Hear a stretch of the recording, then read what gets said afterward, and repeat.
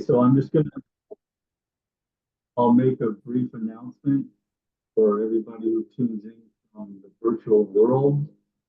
At some point, we have a YouTube channel where this appears, and we meet every Thursday night. And this is the Thursday night that we have Lama Kathy, hailing from Columbus, Ohio, joining us. Hey. And she's teaching on Joyful Wisdom, a book by Mingyur Rinpoche. And this is an ongoing book study with Lama Kathy, one Thursday night a month. And you can go to our YouTube channel and see the other types of teachings we have. We have Lama Karma and Lama Adam every week. And you can also join us live for Chenrezig practice. So without further ado, Lama Kathy, the floor is yours. Yes, thank you, everyone. I really appreciate having the opportunity to visit with you because I've been studying Dharma for a while, and I know all of you have been together for many years, and you've been studying and practicing together, and you're making Dharma available for the people in SoCal. So thanks very much for all you do to support each other in your practice and the rest of folks in California for the Dharma. So I will say a short prayer. I'll first say the prayer of taking refuge. So in your heart and mind, if you can join in as I recite this in English. In the Buddha, his teaching, and the order most excellent, I take refuge until enlightenment is reached. By the merit of generosity and other good deeds, may we attain Buddhahood for the sake of all sentient beings. In the Buddha, his teaching, and the order most excellent, we take refuge until enlightenment is reached. By the merit of generosity and other good deeds, may we attain Buddhahood for the sake of all that lives. In the Buddha, his teaching, and the order most excellent, we take refuge until enlightenment is reached. Through the merit of generosity and other good deeds, may we attain Buddhahood for the sake of all that lives. Okay, and then I have a short prayer of my own to recite. O Palden Sawe Lama Rinpoche, Dagi Chiwar Pede Den Shula, Kadran Jembuko Niche Sunte, Kusum Tuking Udrup Saldu So. Okay. Well, I hope that you folks had a wonderful visit with Lama Karma Drodel, and I look forward to visiting with you sometime next year. So it will be, yeah. So and in the meantime, I'm happy that you are continuing your study of Lojong with Lama Adam, and also your practice and study with Lama Karma. So together we've been studying this book, Joyful Wisdom by Mingyur Rinpoche, and we're going through it very slowly, but I'm hoping that this approach is useful to you as you work through the exercises and teachings in the book. He's talked to us about all of the preparations for meditation, and he's given us some exercises in what's called tranquility or shamatha meditation, in which we place our attention on an object and then return our attention to that object when our attention wanders. And so he's talked about visual objects. He's talked about the objects of sound. He's talked about awareness itself. He's talked about using thoughts as an object and emotions as an object. And so he's given us a pretty good instruction in all the forms of shamatha. And so tonight we start on chapter 8, which is the chapter on insight. Now, before I get into the book, I'd like to mention some teachings on this that Khenpo Karthar Rinpoche gave. A long time ago, when he was teaching in Columbus, Ohio at the KTC, he said it's it's not easy for Westerners who have not heard the Buddha Dharma before. It's not easy for them to comprehend the philosophy and the psychology of Buddhism. He said, so don't worry if you have trouble expressing all of these concepts. He said there are plenty of really good Dharma instructions, and you can help people connect to books and sources of information on the basic Dharma, Four Noble Truths, the life of the Buddha, and so on. And in fact, I have to grab a book. One moment. In this book, this is the old edition of Dharma Paths, Khenpo Karthar Rinpoche's book on basic Dharma. So if you are ever looking for a great resource that teaches the life of the Buddha, the Four Noble Truths, basic shamatha meditation, a little bit about insight, and a lot about the Mahayana practices of bodhisattva motivation, bodhisattva intention and action, and the five paths of the Mahayana. This is your book. He also teaches about how Buddhahood is attained. So I think that being able to study these basic teachings is incredibly helpful and important. In this book, he, in his Shamatha chapter, talks about the same things that Mingyur Rinpoche talks about in his book, but from a slightly different point of view.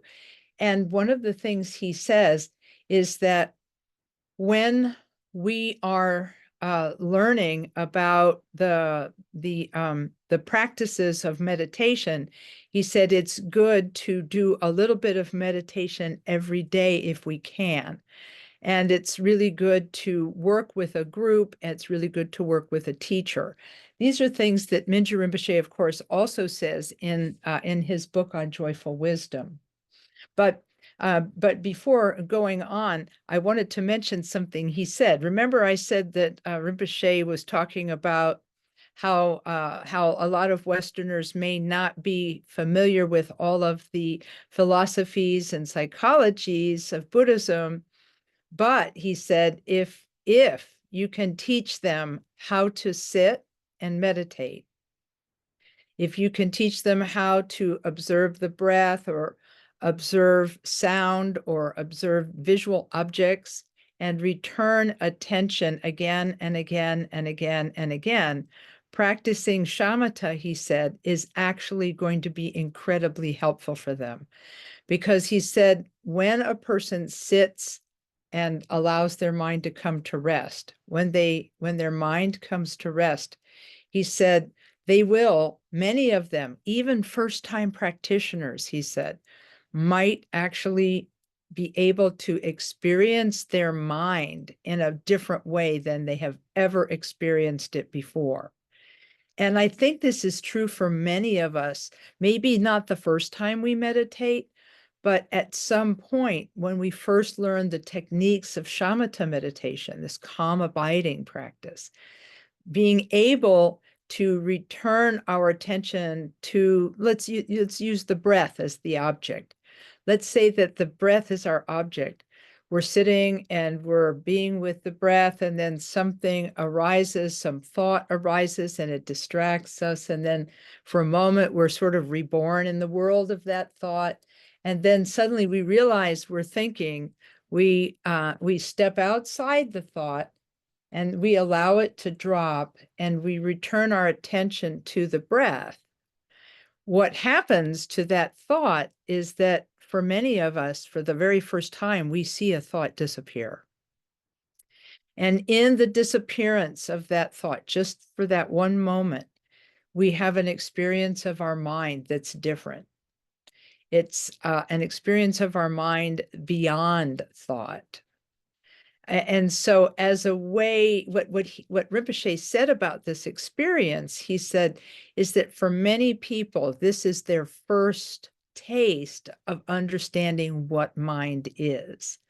And he said, and when a person experiences this, he said their minds will become softened and their softened minds will become more open to the concepts of Dharma.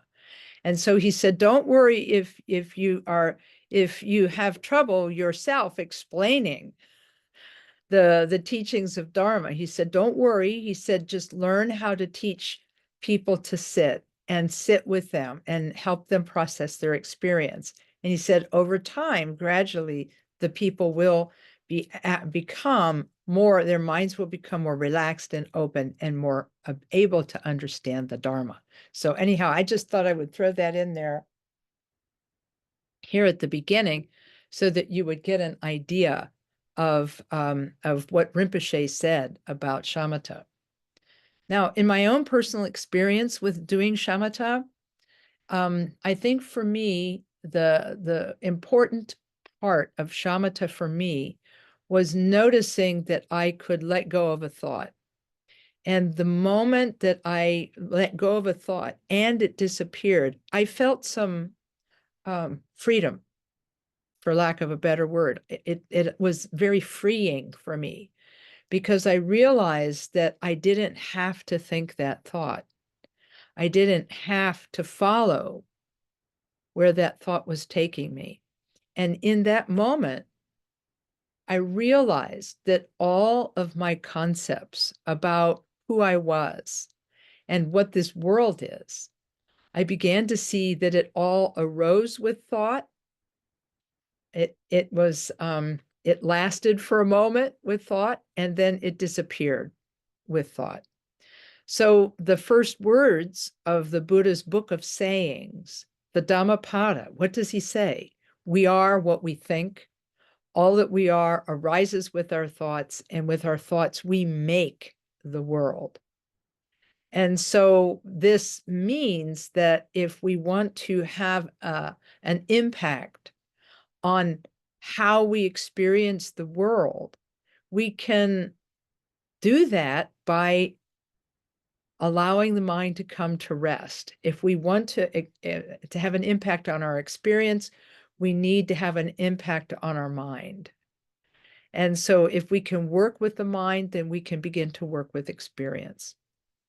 And these are just a couple of things I wanted to mention here at the beginning, because in Mingyur Rinpoche's book, he has just wrapped up his teachings on shamatha, and he's getting ready to go into the next topic, which is vipassana, or insight. Now, as you know, there are different theories and practices of vipassana. Different Buddhist groups teach vipassana differently. And so I'm going to be speaking, and I know he's going to be speaking in the book from the Tibetan point of view, from the teachings that came into Tibet and developed in Tibet.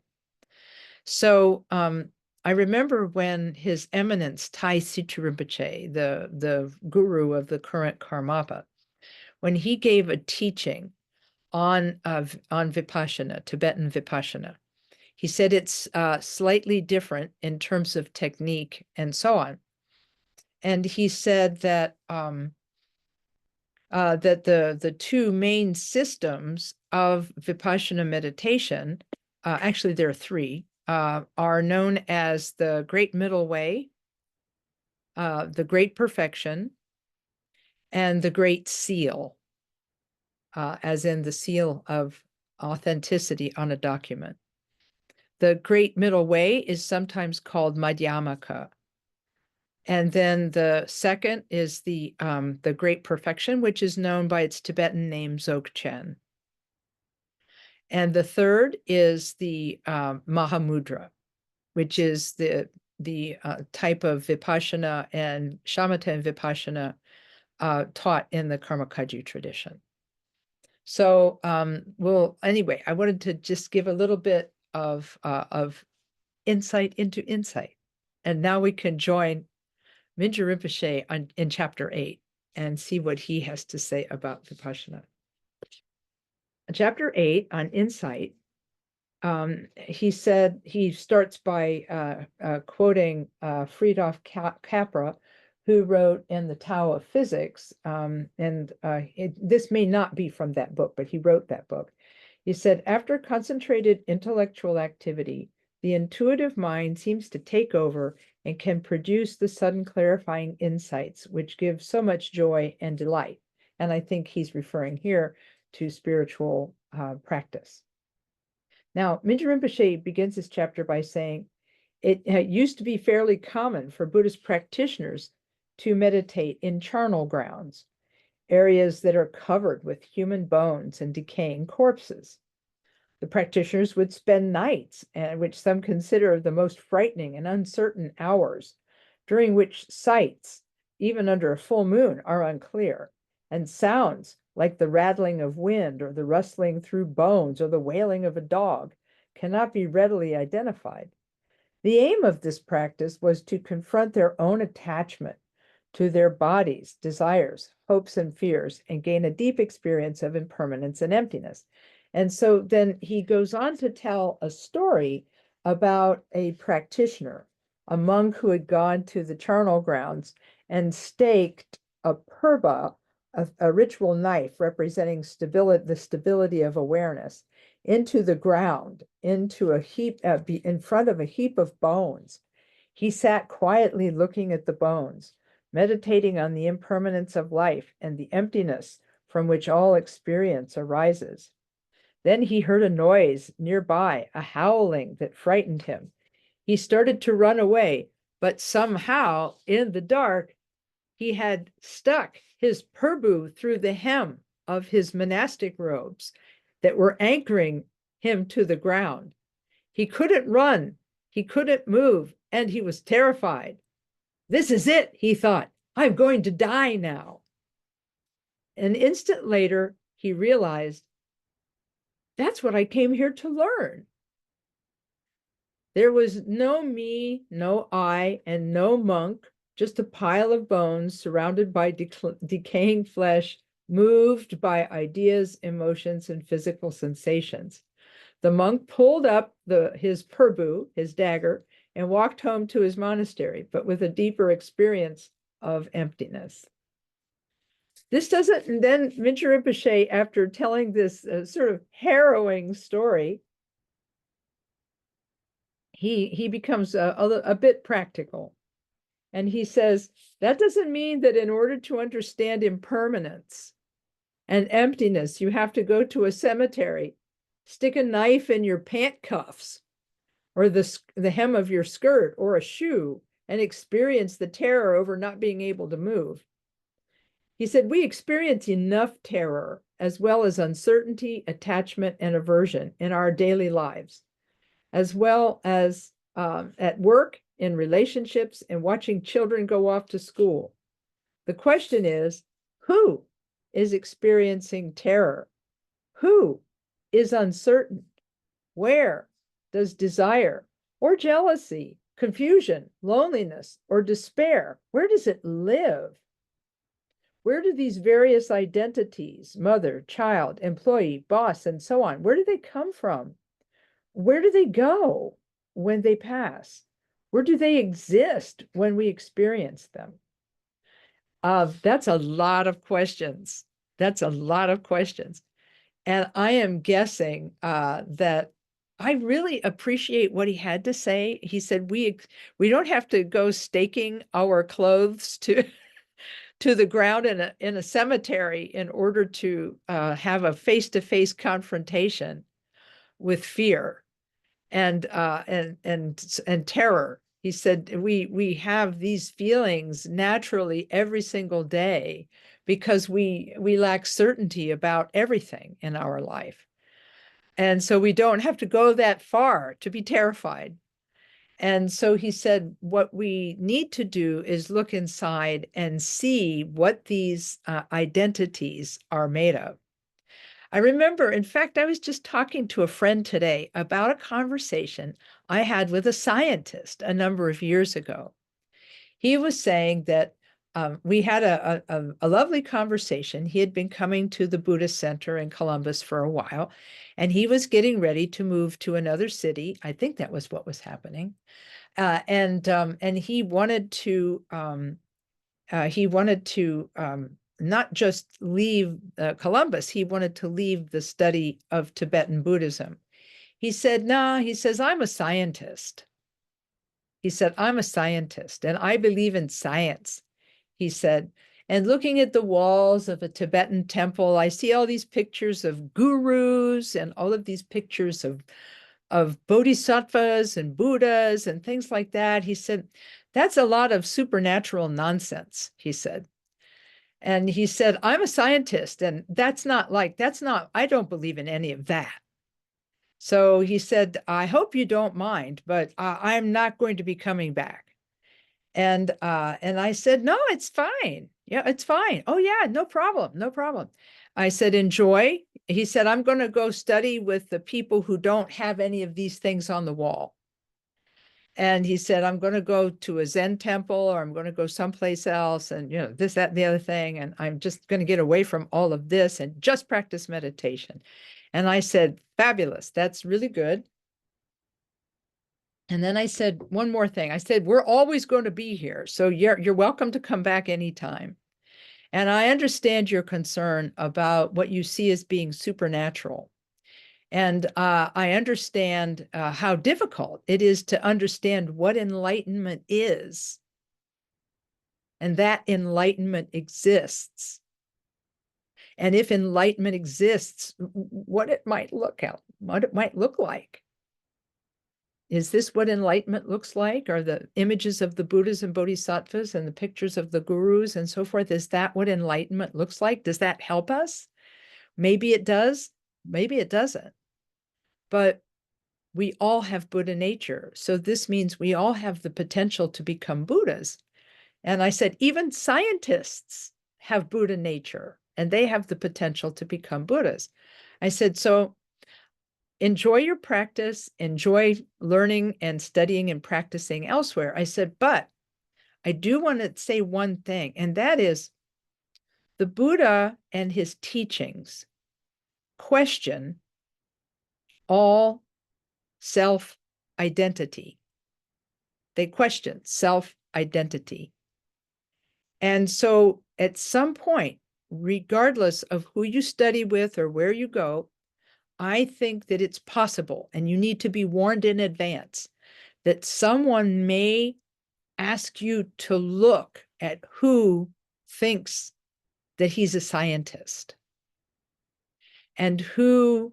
And I said, I know you feel superior to people because they have what you believe are primitive beliefs in Buddhas and Bodhisattvas.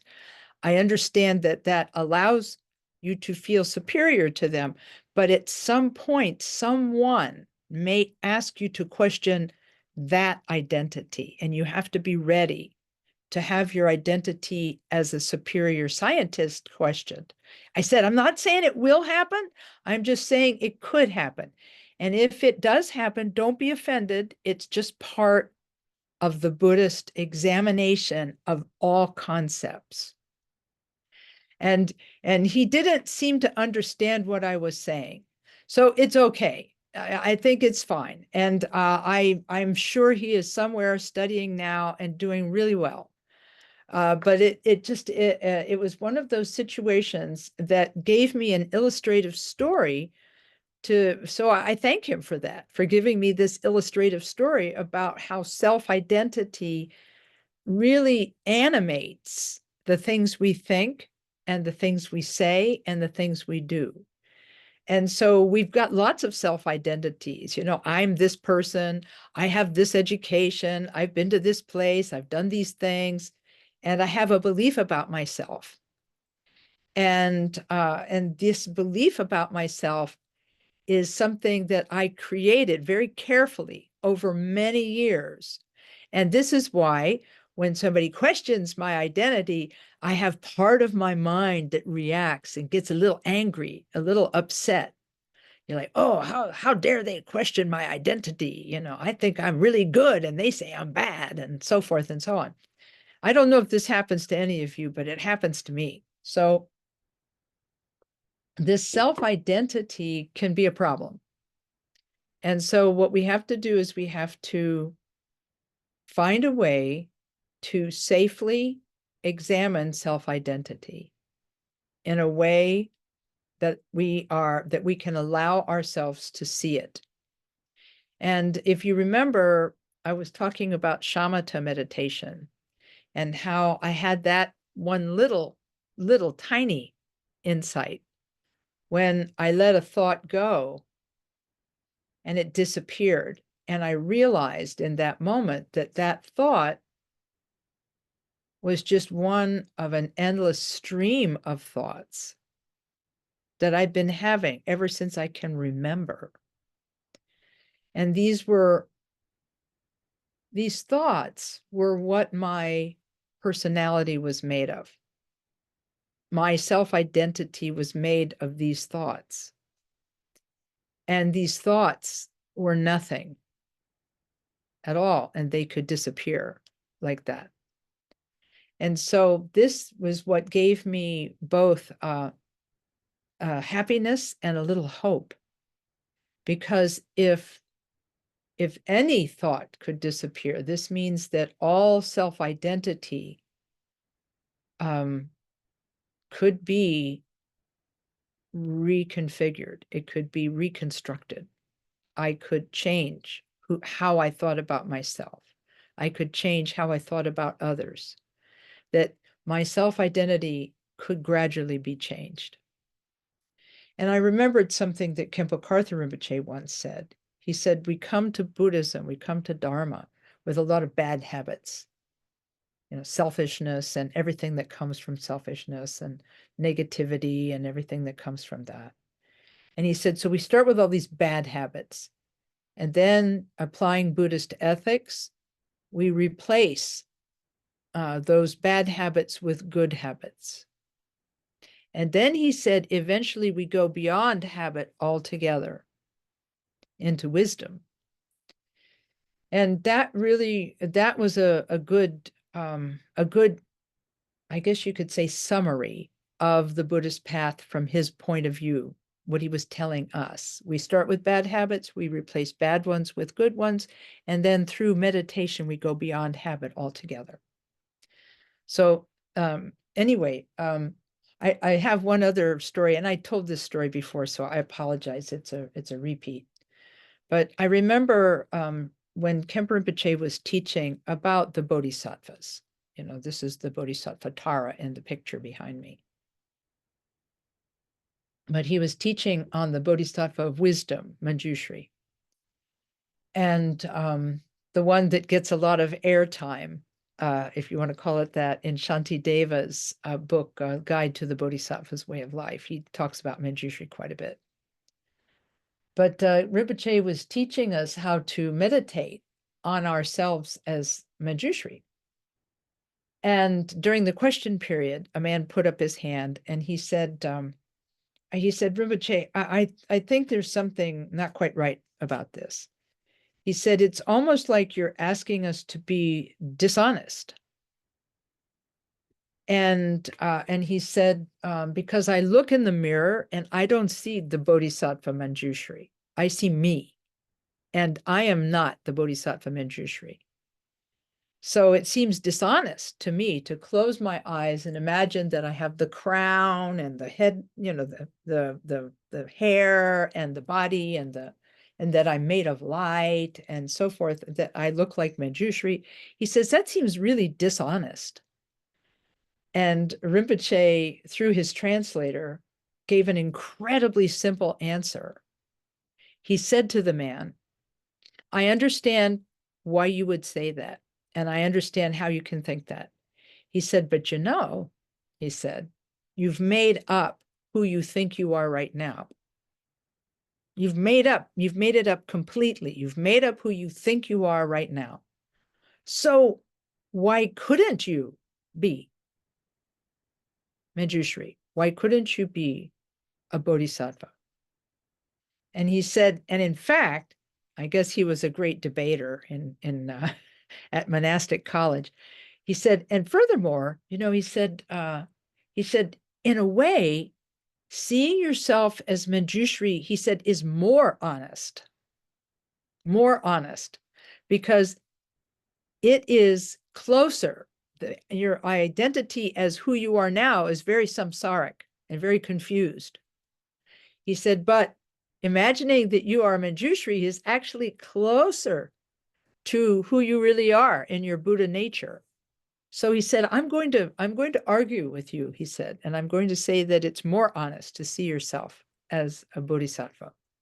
So anyway, I love to share this story because Khenpo Rinpoche was a scholar, but he was so capable of expressing things in simple terms. So anyway, all right. Back to the book, back to Mingyur Rinpoche. And he's talking the next section of chapter 8. He talks from concept to experience. And then he says, just realize, he quotes Jamgon Kongtrul the Great, the 19th century scholar, who says, just realizing the meaning of mind encompasses all understanding. Think about it. If we use our mind to know and experience everything, then once we know the nature of that mind, we actually, by extension, know the nature of everything. Mingyur Rinpoche says, understanding is like a map. It shows us where we need to go and the directions for how to get there. A map, however, is not the journey. The intellectual understanding of emptiness that comes from breaking things down into smaller and smaller parts, acknowledging impermanence and interdependence, is what we might call analytical meditation. These are things he's talked about in previous chapters, by the way. On an analytical level, it may be obvious that I, or self-concept, am not my foot or my hand or my brain, but that level of analytical contemplation represents the first step, just the first step of the journey. And I need to say a word about the word emptiness. Many of you will have studied Dharma for a long time, and so you will have heard many teachings on emptiness. I need to say something about the word itself. You've heard me talk before about His Eminence Taisi Rinpoche, who lives in India and teaches in English to Western people. He also, of course, is his native language is Tibetan, and he teaches fluently in Tibetan, but he also teaches fluently in English. And in fact, he's kind of I guess you could say he's a language nerd. He really loves English and he loves to study it. And he can express himself in idiomatic English. He knows puns and wordplay. He's just really good at it. And he says that he does not like the word emptiness. He said, because for many people who are English speakers, he said, the word empty is like the mathematical concept of zero or nothing. And so he said that when people hear the word emptiness, they think that Buddhist teachers are talking about nothingness. And so he said, I prefer to use the term limitless instead of emptiness. He said, when you say something is without limit, that is more what emptiness really means. So, for example, the mind is described in texts such as Jamgon Kongtrul's commentary on the Great Path of Awakening. Mind is described as having no color, no shape, no location, no beginning, no end, and so forth. And so in this way, mind is empty of limitation. But the mind is not nothing because it knows things and it experiences things. So it can know and it can experience. So the mind, while not being a material thing, is not nothing. So it's this paradox, something that is not a material thing, but it's not nothing. And so anyhow, I had to talk a little bit before I end up using the word emptiness, which is very convenient and it's in this book. I just needed to say a little bit about Taisi Rinpoche's argument with the word. Okay, so coming back to Mingyur Rinpoche, he says, He's heard that some people, upon hearing about emptiness, immediately recognize that the cherished notions of self and other, the I like box, the I don't like box, the I don't know box, and all the similar boxes within them dissolve instantly. I was not one of those fortunate few, he said. For me, he said, understanding and practicing emptiness has taken effort. He says, and it's still ongoing. So he says, there are boxes within boxes yet to be discovered. Attaining some stability and experiencing the union of clarity and emptiness evolves over time. And clarity and emptiness are two concepts that are frequently used to describe the nature of our mind.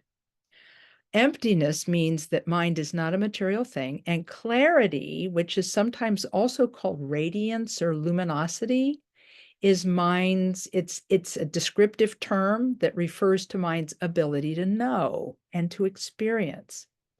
I mean, if even when we're sleeping, our mind's emptiness and its luminosity or clarity become our dreams, so that we continue to experience even while we are sleeping. Our mind continues. And so clarity, it's really interesting. I've spoken to you before about Lama Sarah Harding's really amazing introduction to Trungpa Rinpoche's commentary on creation and completion, the manual that Jamgon Kongtrul wrote about meditating on the forms of Buddhas and Bodhisattvas. In that introduction, Lama Sarah Harding talks about the misunderstanding we have about mind's basic nature. In fact, Trungpa Rinpoche also talks about this in the book, where he says that mind, we have actually misunderstood and misexperienced and misidentified our minds. He said we mistake mind's emptiness to be a self, and we have mistaken mind's luminosity to be this external world of experience and this external world of appearances. And this is part of the function of Buddhist meditation practice, is to loosen this grip that we have on things as being inherently being what they appear to be. I mean, science tells us this glass is mostly empty space, but yet, there's water in it and we drink it. So there's a lot to understand, that even though it is supposedly not existing, it has a relative existence. That's for the analysts, and for maybe another day. So Mingyur Rinpoche, in describing the experience of mind, that's the reason I wanted to stop here for a moment and explain clarity and emptiness, is because we may have talked about this some classes ago, but he's using the word in a new context, and the words in a new context, and I wanted to make sure we covered that. Now, Mingyur Rinpoche returns to talking about mind. Over the years, he said, I've learned that this gradual process of unfolding, and that means understanding the mind, isn't an obstacle for us, but it's an opportunity to discover deeper and deeper levels of our awareness. And he said, how can you impose limits on what is essentially unlimited? And this really feeds into what Taisutri Rinpoche was saying when he said mind is limitless. It doesn't have a beginning. It doesn't have an end. It doesn't have a material existence. And so he said, how can, the mind is endlessly experienceable, and awareness is also endless. So then he says, fortunately, he said, I was taught a means of cutting through concepts to arrive, even just for a moment, at a direct experience of emptiness unified with clarity. And he said this method is known in Sanskrit as vipassana and in Tibetan as lak tong. The traditional translation of the term is insight, though the actual words mean something closer to superior seeing or seeing beyond. What are we seeing beyond? All of our concepts, me and mine, them and theirs, and the often scary, very solid notions about what we call reality. Vipassana or Laktong is not merely an intellectual exercise. It's a gut level practice, rather like feeling your way through a completely dark room to find the door. With every step you take, you ask, where is me? Where is anger? Who is the person I am angry with? Combining the understanding of emptiness with the method of attention, shamatha and vipassana, putting the two together, offers an experiential method of cutting through conceptual attachments, me, mine, you, yours, anger, jealousy, so forth. We come face to face with the freedom of awareness that is unlimited by mental and emotional habits. Then he says, though we are conditioned to identify with the thoughts that pass through our awareness rather than with the awareness itself. I mean, think about it, right? It's like looking at the movie instead of seeing the screen behind it. He says, the awareness that is our true nature is infinitely flexible. It is capable of any sort of experience, even misconceptions about itself as being limited, trapped, ugly, anxious, lonely, and afraid. This is something that Khenpo Karthar Rinpoche was asked about once. If you ever get a chance and you want to hear a good teaching on Mahamudra, Khenpo Karthar Rinpoche gave a teaching called Lamp of Mahamudra. It was in Crestone a number of years ago. And when he was teaching on Lamp of Mahamudra, he got a question from the audience, from a medical doctor, actually, who said, now, wait a minute. If we have this basic nature of empty luminosity, how did we get confused? If we have Buddha nature, how come we don't have Buddhahood like instantly? And Rinpoche said, because mind is limitless, it actually also possesses the capacity to not know itself. Otherwise, he said, it wouldn't truly be limitless.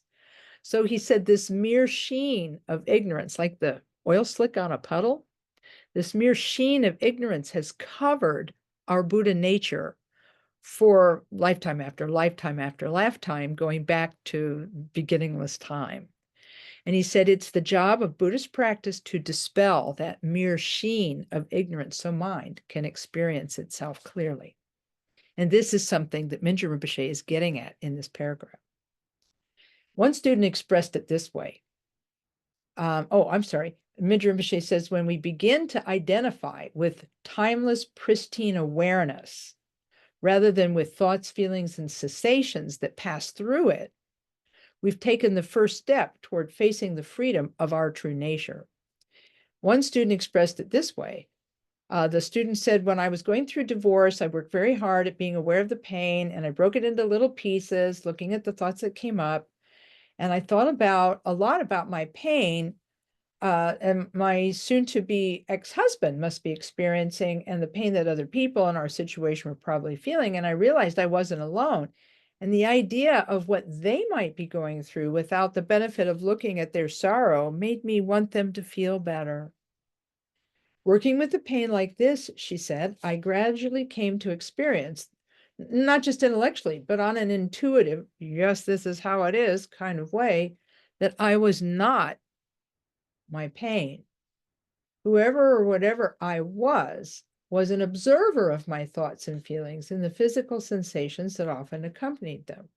Of course, I experienced grief or loneliness and felt some heaviness around my heart. I wondered if I'd made a terrible mistake and wished that I could turn time backwards. But as I looked at what was passing through my mind and body, I realized there was something bigger than all of these experiences. That something was the looker, a presence of mind that wasn't disturbed by my thoughts, feelings, or sensations, but just observed them all without judging whether they were good or bad. Then the person said, I started looking for the looker and I couldn't find her. It wasn't as if there was nothing. There was still the sense of awareness, but I couldn't put a name to it. Even awareness as a word didn't fit. It seemed too small of a word. For just a couple of seconds, maybe more, it was like the looker, the looking, and what was being looked at were the same. In other words, there was a unity. Oh, she said, I know I'm not saying this very well, but there was just a sense of bigness. It's so hard to explain. But then Mingyur Rinpoche says, actually, she explained it very well. It was, or as well as she could, since the experience of emptiness can't really be fit neatly into words. A traditional Buddhist analogy is, for this experience, compares it to giving candy or something sweet to a person who is mute, someone who tastes the sweetness but cannot express it. In modern terms, we might refer to the experience in terms of the innocent perspective mentioned earlier, in which we're confronted by a panorama so vast, there is simply the awareness of seeing. For an instant, there's no distinction between the seer, what is seen, and the act of seeing. He said, we sometimes experience this innocent perspective accidentally upon waking in the morning. For a second or two, there's disorientation, during which we can't attach any concepts to who is seeing, what is being seen, or the act of seeing. During these few moments, there's simply awareness, a non-conceptual openness that transcends here, now, this, and that. Khenpo Karthar Rinpoche used to say that one of the ways to arrive at this is surprise, just being surprised by something. He said there's just that moment, nothing else. But I don't know that we can go around surprising ourselves a day in and day out as a technique, but I get what he's saying. And he says, then the habits of a relative perspective rush in and we begin to think, oh yes, I am me. This is my husband or wife or whatever, or my dog or my cat. These are the walls of the bedroom, the ceiling. There's a lamp on the nightstand. At the same time, he says, our thoughts and feelings about ourselves, about the room, about the day, begin to emerge. Quite unconsciously, we engage in the process of making distinctions. Sometimes slowly, sometimes quickly, we begin to grasp at them as determining or reinforcing points of reference, It's like when you wake up and you have that disorientation and then you suddenly begin to experience things and use them as anchors for, oh yeah, this is me, this is my situation. And then he said that grasping these distinctions as real is the source of what the Buddha called samsara, or in Tibetan, korlo. He said it's like spinning around and around. He said release from this sort of mental and emotional recycling is commonly referred to in Sanskrit as nirvana and in Tibetan as nyangde. Both terms refer to the realization through direct experience of our inherently free nature, a perfect peace of mind that's free from concepts, attachment, and aversion. He said, a common misperception of the Buddhist teaching, however, is that in order to attain nirvana, we have to deny samsara, evade it, get rid of it, get out of it. Samsara is the enemy. Samsara is like the boss in the video game that you have to keep beating over and over again. So, but it's neither an enemy nor a boss, nor is it a place. Samsara, I guess, is a point of view, he says, by which that we are attached to, by which we use to identify ourselves. And he says, he said, even though samsara is uncomfortable, at least it's familiar. Vipassana then may seem very difficult or even uncomfortable because it disturbs our attachment to what's familiar. And so then he uses the example of a piece of paper that's rolled up and it's very hard to unroll and make flat again. So then he says, we need to practice recognizing that even our attachment to reference points is possible because of the union of emptiness and clarity. In other words, emptiness and clarity is behind everything. So he says, as with Shine or shamatha, there are certain steps we can take to arrive at insight, the direct experience of clarity and emptiness. And then he says, but the journey, he says it may be a long journey, but it has rewards.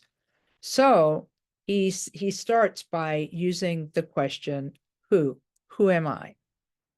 And I see from the time that we're probably not going to have a lot more time to talk about this. But I'm really glad that I had the opportunity to tell all those stories to you this evening, because I feel like anything we can get that helps us to identify our experience and help us to anchor ourselves in the teaching is probably a good thing. And so he says the question, who am I, haunts us. Sometimes, mostly, he says, on a subtle level, but throughout the day, you know. He says our body undergoes many, many changes.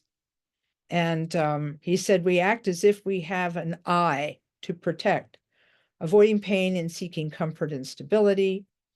And then he says, oddly enough, however deeply we may observe our responses, we don't have a very clear picture of who this I really is, you know, where does it come from, and so forth. And so he says one of the best ways to find out about who am I is to ask questions. And then he says, at first, he said the process involves analysis. When he said we can look and say, is the I my hand? Is the I my foot? Is I the discomfort that I feel? Is I the thoughts or emotions I feel? Are any of these I? Who is I? Where is I? What is I? He said, don't keep this investigation going for very long. The temptation to arrive at a conceptual or philosophical position is quite strong. The point of the exercise is to simply allow yourself to discover within your own experience a sense of freedom from the idea of I as being permanent, singular, and independent. Emptiness, he says, isn't a decision we make about the nature of reality or an awareness attained through analysis. It's an experience which, once tasted, like sugar by a mute, can change your life. That is the point of insight practice. And so I'm going to teach you a little exercise that you can do anytime, whether you're meditating or not meditating. Khenpo Karthar Rinpoche taught this to us very early. People say, when did he start teaching Mahamudra? He arrived in this country in 1976 and began teaching in 1977. Columbus KTC was one of the first centers he founded off the coasts, the East Coast and the West Coast. And he taught this teaching to us in like 1978 or 1979. So he taught Mahamudra to us first, like only a year into our practice, but he taught it in a very deceptively simple way. He said, when you experience something, he said, stop for a moment and ask yourself, who? Who is experiencing this? And then he said, look for a moment. You can't find it, can you? He said. He said, you don't have to look for a long time, just quickly. Who is experiencing this? Or what is experiencing this? Later, another construction he gave was, where is the mind that is experiencing this? And you couldn't find where. And he said, look at the mind that's having that thought. And these analyses are meant to begin to undercut the tendency to cling. which is so, as Mingyur Rinpoche says in the book, is just so reflexive and so continuous and so habitual. And at first, it's very difficult to stop the story, of self long enough to ask the who question. But he said, start with mild experiences of feeling, like mild irritation.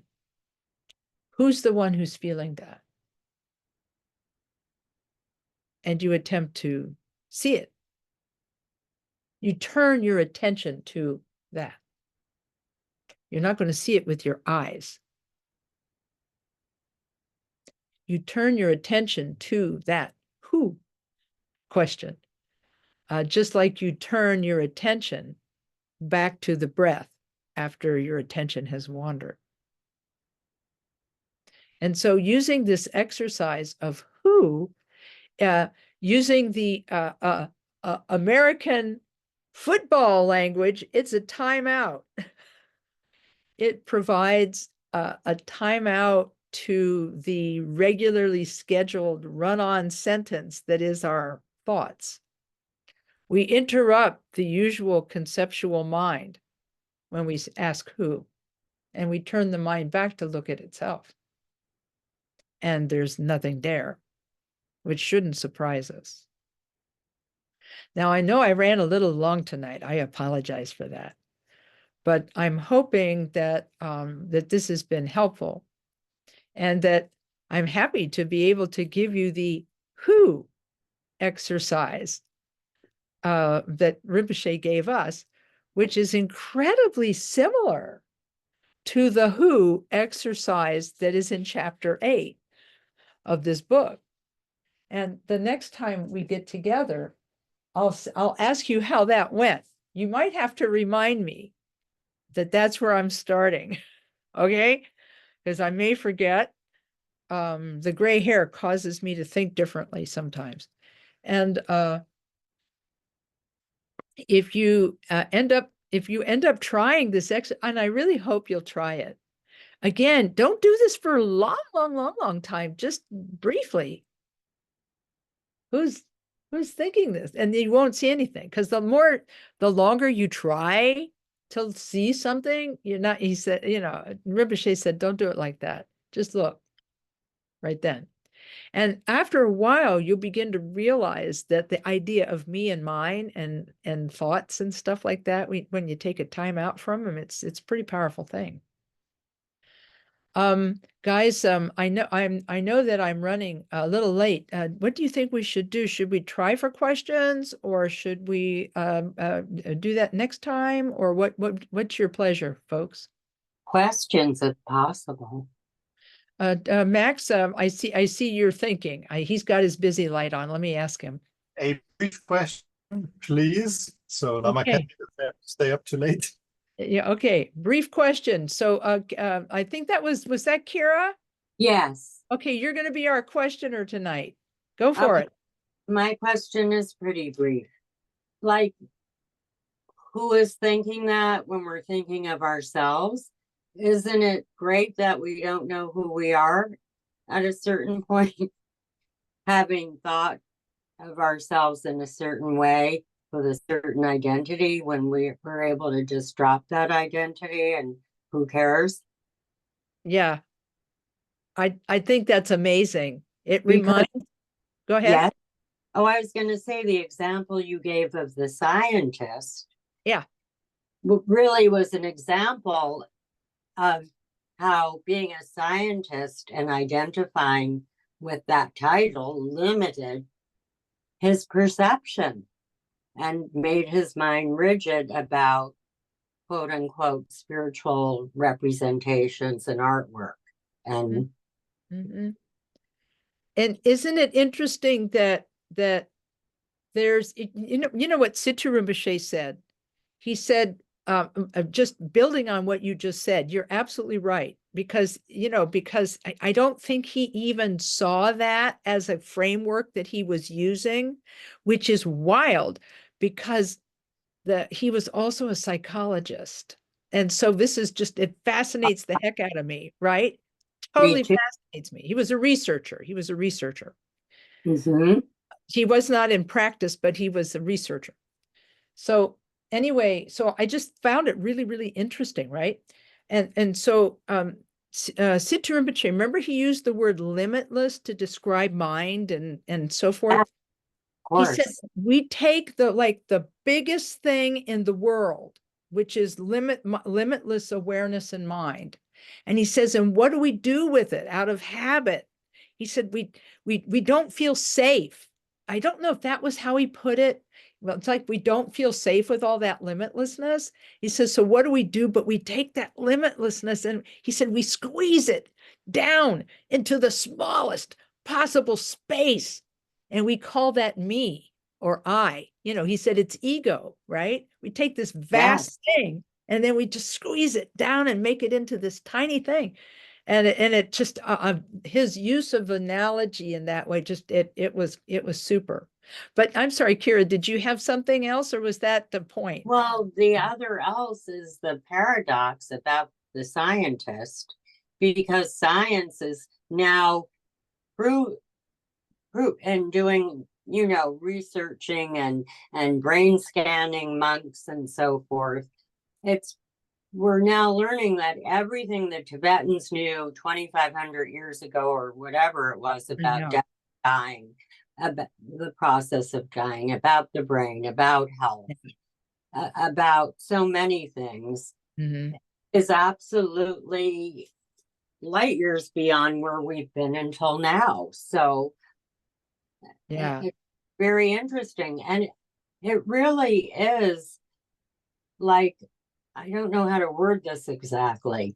When people get freaked that it's a religion or something, I'm like, no, it's really a craft and a modality of working with your own neuroses. There is no other way to work with your mind. You can analyze, you can interpret, you can keep dreaming and analyzing your dreams, but this is the key to change, or letting go of that limited thing that Thai seafood talked about. I love the Thai seafood. He's amazing. Yeah. I mean, again, just, you know, what a great mind and what a great mode of expression. He's quite good with words and the ability to illustrate them, like the big thing that becomes this tiny thing. And because of time, I'll have to just keep my remarks brief here. But what I would like to say about this is that this is a habit that we have had since beginningless time. So it's not going to go easily. It's not going to be released easily. But there is nothing more worthwhile, in my opinion, than attempting to see what mind is. And through this experiential mode of questioning, which then leads us to this place of singularity, this place of unity, and this place of I guess you could say non-conceptual awareness. And I feel like even if all we can do is in our shamatha practice, relinquish a single thought and notice that there is nothing behind it, just for a second, that there's this quiet, there's this moment of quiet in the mind when that thought disappears. Before the next one arises, there's this gap, you know, the space. And to just rest there comfortably as though it were our natural state. I think that's a powerful thing all by itself. So you don't have to like have some big realization, right? You can just realize that one thing, which is that mind is not what we think it is. And I also appreciate what you had to say about the coming together of science and spirituality, or, you know, science and Dharma, in that the elements of visualization and mantra and devotion and compassion are there as tools to do what Khenpo Karthar Rinpoche described as replacing our negative habits of who we think we are with positive habits of who we might be in our Buddha nature. And then what do you do at the end of a visualization meditation where you're visualizing yourself as a Buddha? You dissolve it into utter emptiness and rest there briefly. And then from that emptiness, everything arises again. So I appreciate you guys being kind and asking questions, and I'm looking forward to talking with you more next month. I don't know, do we have a date yet? If we don't, we can put one together pretty quick. I will contact you. I have to look on my calendar. Let me just see 1 second if I have you. September. We haven't put you down yet. Okay, that's all right. We can get together by email. Yeah. Thank All you. right. Now, because of time, I'll have to stop here, but I want to thank all of you for your kind attention while I kind of went on for a while. And I'll say a dedication prayer. We'll pull together all of the goodness that we accomplished here today. And we dedicate it to not just our finding of the nature of our minds, but all beings having a glimpse of the nature of their minds and turning their minds toward love, compassion, and goodness toward one another. I'll recite a short prayer. Through this merit, may all achieve the omniscience of Buddhahood. May it defeat our common enemy, wrongdoing, from the stormy waves of birth, old age, sickness, and death. From the ocean of samsara, may we free all beings. May we free all beings. May we free all beings. Thanks, everyone. Thank you, Lama. Lama Thank you, Kathy. Lama Kathy. Thank you. Lama Kathy. Yes.